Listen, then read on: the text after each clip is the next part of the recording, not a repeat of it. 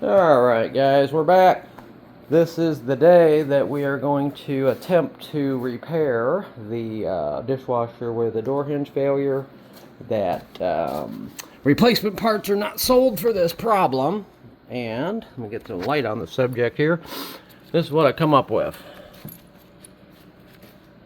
Already pre-drilled and tapped these with M5 bolts. So now you can see the failure.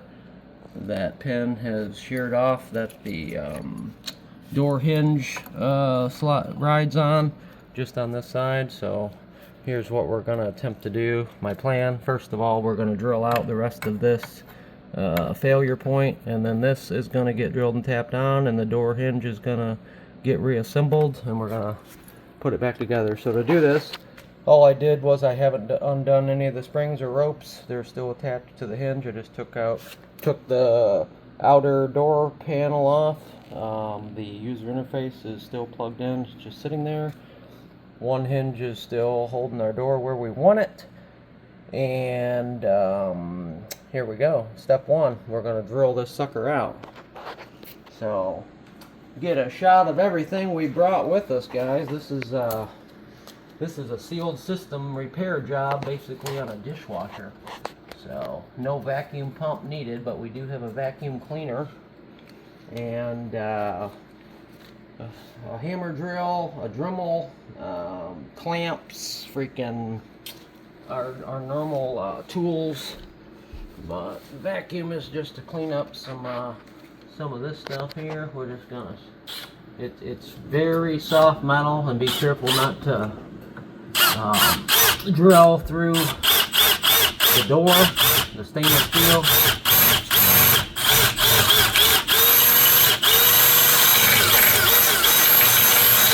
All we are doing is getting rid of this bump here, because I want our newly manufactured part to sit flush. And I don't care if it's Dremel, if it's flush or not, but that's the length I want to go. Now we are going to switch to a carbide finger rasp attachment, available at Menards. When you shop Menards, guys, we're going to see what this baby does. For one, we're going to see if it even fits our M18 Dremel, because I have struck out in the past with some of the clearance things at Menards, but it looks like they send us with the adapter if needed. So basically, instead of me sitting here with a bastard file for 3 hours filing this little finger rasp is gonna get in here and make this area ready to accept our new part. And I purposely drilled and tapped those. I think it was an M4 bolts I used, but that way, once I clamp it here, if it fails with the M4, I can go M5 or M6 bolts just as a backup plan. But there we go.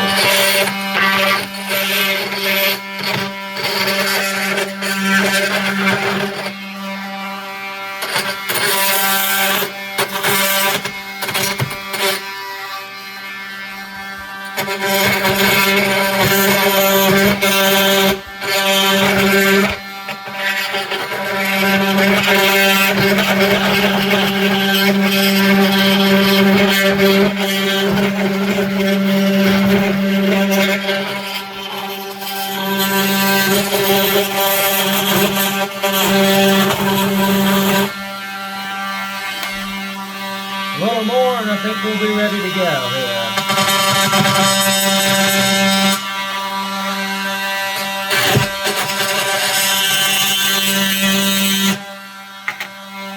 Let's see how that feels. That is flush, guys, so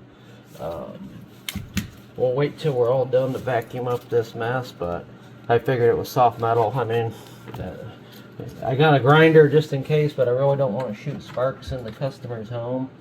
But and also this was just a dry fit just to see. I really didn't want to file off of this.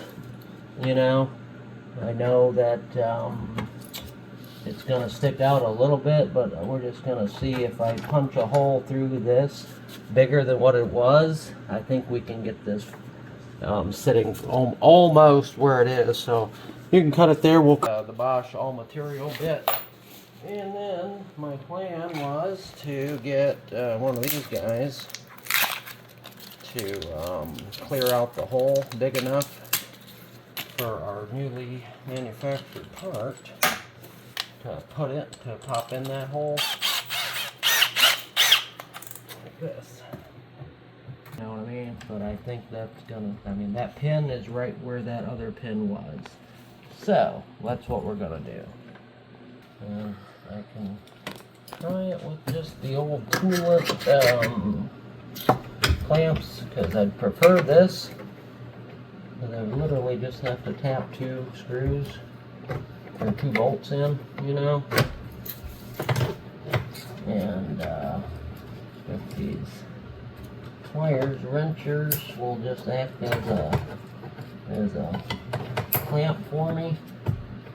That would be awesome. But we'll have to see how it goes. It's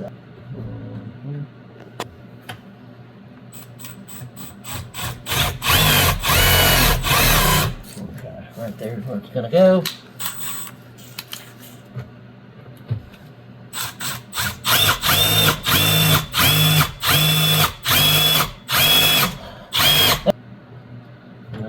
Spin this out of the way.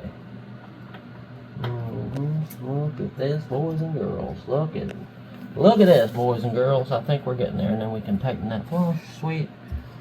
And then, yeah. That'll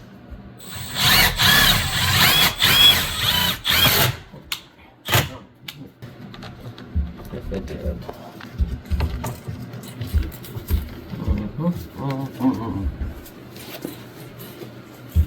So there it is. So what we did,